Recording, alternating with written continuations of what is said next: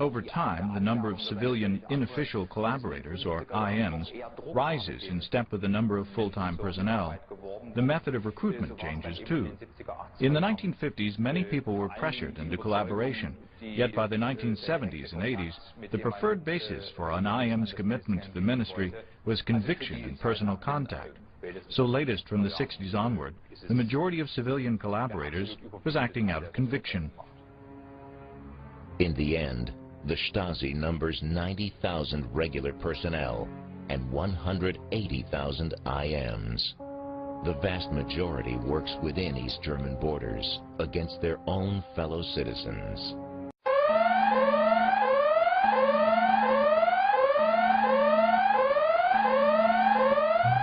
Hi, I'm Janet Napolitano, Secretary of the Department of Homeland Security.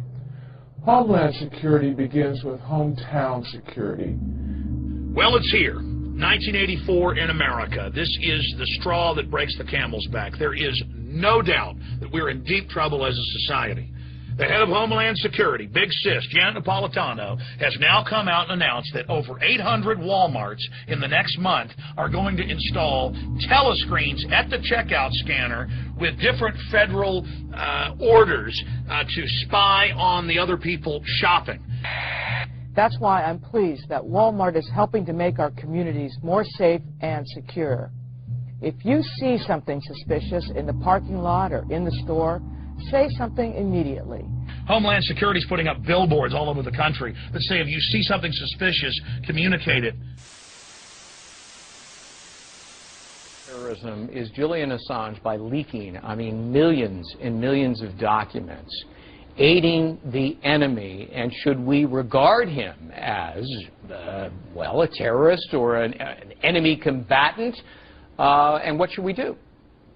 Well, the problem begins or originates within the U.S. military and the source of the documents. Now, we've arrested a young man. Frankly, in my judgment, if he's guilty, he should probably be executed. I think that would send a very loud and clear message as to the seriousness of this problem. Julian Assange is a secondary problem, and we ought to do everything possible to undermine his efforts right now. Right now, Private First Class Bradley Manning, Brad S-87, is sitting in a Marine Corps brig in Virginia for his involvement in leaking classified videos and hundreds of thousands of secret cables to WikiLeaks. But not everybody's calling Bradley Manning a criminal. In fact, the city of Berkeley, California, is considering a resolution that would declare the private a hero. So is Brad S-87 a traitor, or a hero, or something in between? With us now, Fox News senior judicial analyst and host of Freedom Watch on the Fox Business Network, Judge Andrew Napolitano. Well, this is a resolution by a city council basically saying to the federal government, we like what this guy did, let him out. So this is of no legal significance whatsoever. It highlights the following, though.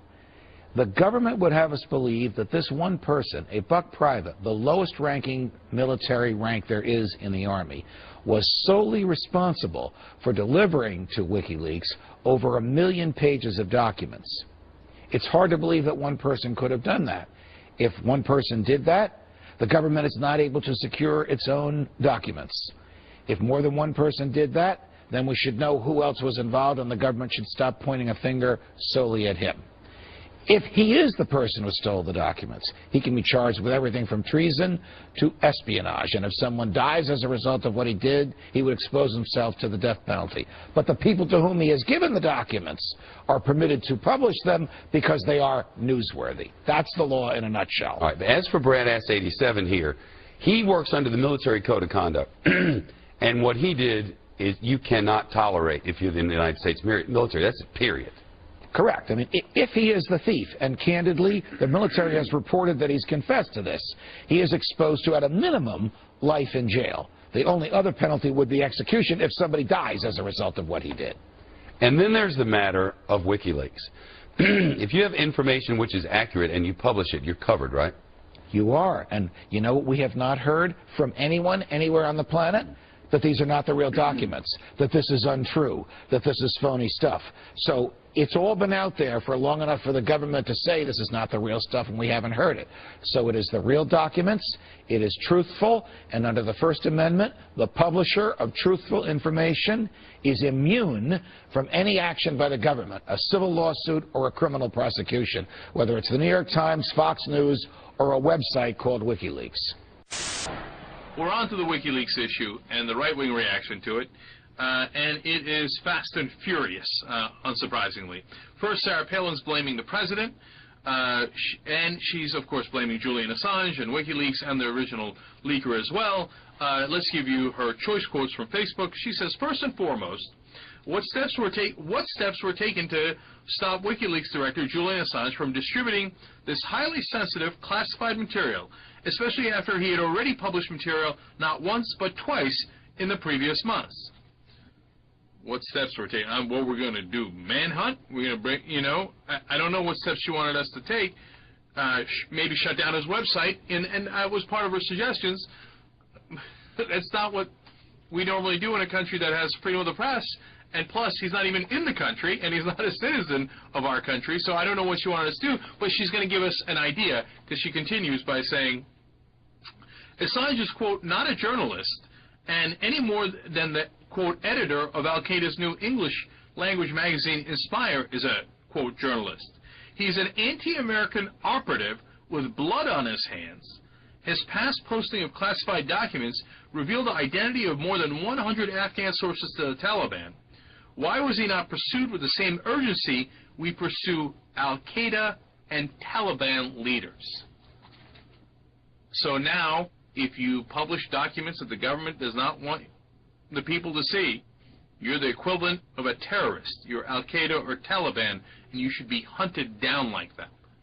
This is the America that they want. If Sarah Palin was president, she's talking about equating journalists to Al-Qaeda and hunting them down? This is crazy, man. This is beyond radical right-wing. But if you think she's bad, it just keeps getting worse and worse. Now let's watch Bill O'Reilly on the leaks. Whoever leaked all those State Department documents to the WikiLeaks website is a traitor and should be executed or put in prison for life. As you may know, classified information is now floating around the globe courtesy of the traitors and this despicable website, which is based in Sweden. The guy who runs the website is a sleazeball named Julian Assange, who is bent on damaging America. Our Tampa police and federal government agencies are teaming up to keep your family safe. It's the sort of security we've seen a lot of since 9/11. Now, here at the bus station. It's all part of what Homeland Security calls VIPER, for Visible Intermodal Prevention and Response. This way, us and our partners are ready to move in at a moment's notice. Folks, it doesn't get any more Big Brother 1984 than this. But it's not going to be Big Brother. It literally is Big Sis when you're checking out, looking down on you, telling you to spy on people around you, injecting paranoia into the society. This is worse than those terror threat levels they had. And now the former head of Homeland Security, Ridge, has gone public saying they would issue those for political purposes. A vigorous, some might say dramatic discussion ensued. Ashcroft strongly urged an increase in the threat level and was supported by Rumsfeld. There was absolutely no support for that position within our department, that's Homeland Security. None. I wondered, is this about security or politics? This is our nation turning into an East German Stasi society. And now the system doesn't care. I mean, Wired magazine, feds warrantlessly tracking Americans' credit cards in real time with no warrants, completely illegal. They don't care, they're announcing it. The Wall Street Journal comes out and says, is your video game machine watching you? And goes on to admit that the new Microsoft Kinect system face scans you and has microphones on board and can identify everybody in your home. Our culture has been so conditioned to accept Big Brother that schools in Pennsylvania and other states come right out and say, yeah, the government-issued laptops that we give you, we're watching you at home when you're in bed. Make no mistake, this is the story of America's enslavement. If we will put up with this, we will go along with anything. And notice this is happening as the economy implodes. Law enforcement sent my office the Homeland Security and MIAC reports over a year and a half ago, where the government's internal documents admit 90+% of Homeland Security funding is for gun owners, conservatives, libertarians, returning veterans. The big secret is this Homeland Security system is for the American people. And we had all better come together and defend the Bill of Rights and Constitution, or it's over for our society. Again, it is not my opinion that Homeland Security is already on the streets of America. And now they've purchased hundreds of high-powered X-ray vans driving around looking through our walls and our cars. That's on record in Forbes. They've now purchased dozens of these huge 18-wheeler tractor trailers for football games and music events where Homeland Security is going to make you march through these. I mean, this is total takeover of society. Under the Future Attribute Screening Technologies, or FAST program, the Department of Homeland Security is developing innovative physiological and behavioral screening technologies to streamline the screening process at security checkpoints.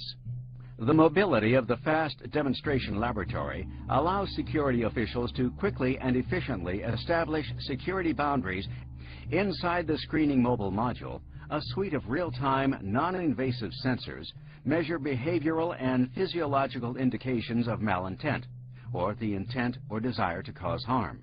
We've got to stop conforming to this tyranny. We've got to recognize how dangerous it is to our society. Imagine what's coming next if we go along with this outrage.